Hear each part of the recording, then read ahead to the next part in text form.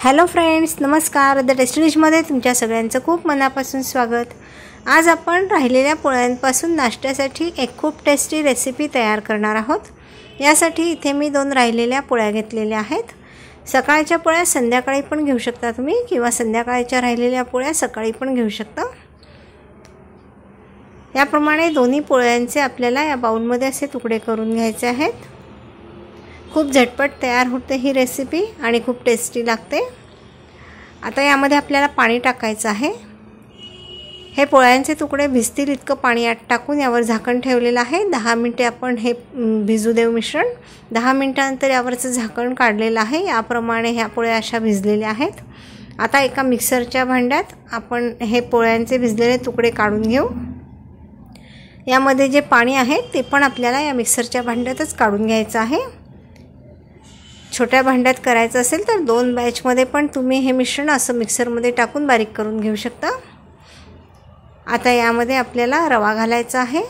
आपण उपमा तयार करण्यासाठी जो रवा घेतो तो रवा घेतलेला आहे. बारीक किंवा जाड कोणताही रवा तुम्ही घेऊ शकता. यामध्ये एक छोटी वाटी दही घातलेलं आहे. फ्रेश दही घालायचं. दही जास्त आंबट नसलं पाहिजे. आता हे मिश्रण मिक्सरमध्ये असं बारीक करून घेतलेलं आहे. याप्रमाणे हे मिश्रण बारीक करून घेतल्यानंतर आता बाउलमध्ये काढून घेऊ. यामध्ये अर्धी वाटी रवा घातलेला आहे. असं हे मिश्रण तयार झालेलं आहे. आता यामध्ये आपल्याला आवश्यकतेप्रमाणे पाणी घालायचं आहे.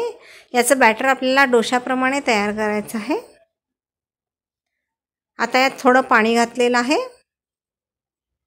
आणि चवीप्रमाणे मीठ घालायचं. साखर पण तुम्ही थोडी यात घालू शकता. मी घातलेली नाही आहे. पोळ्यांमध्ये मीठ असतं त्यामुळे थोडंच मीठ यामध्ये घालायचं. आपण रवा घातलेला आहे त्यामुळे थोडं मीठ घातलेलं आहे. याप्रमाणे असं स्मूथ बॅटर तयार झालेलं आहे. आता तवा मध्यम गरम करून घ्यायचा. नॉनस्टिक तव्यावर याप्रमाणे डोशाप्रमाणे हे बॅटर टाकून आपल्याला याचे डोसे तयार करून घ्यायचे आहेत. खूप टेस्टी आणि मस्त लागतात हे डोसे. यावर थोडं तेल टाकलेलं आहे मी. तुम्हाला तेल टाकायचं नसेल तर नाही टाकलं तरीही चालतं. एका साईडने डोसा छान भाजून झाल्यानंतर आता आपण पलटवून घेऊ. दुसऱ्या साईडने पण छान क्रिस्पी होईपर्यंत डोसा आपल्याला भाजून घ्यायचा आहे.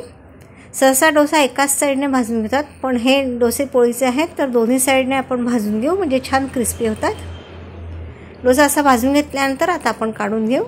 याप्रमाणेच आपल्याला सगळे डोसे असे तयार करून घ्यायचे आहेत. तुम्हाला इथे दाखवते मी. खूप मस्त क्रिस्पी आणि छान डोसा लागतो हा.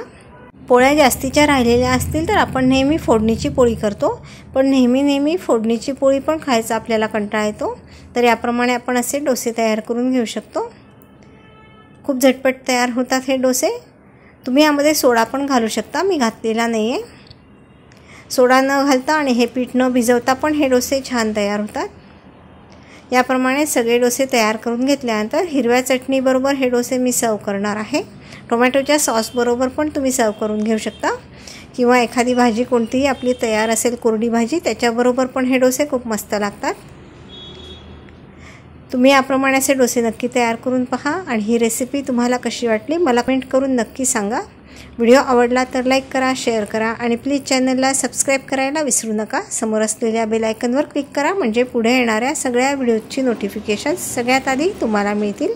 थँक्यू. धन्यवाद.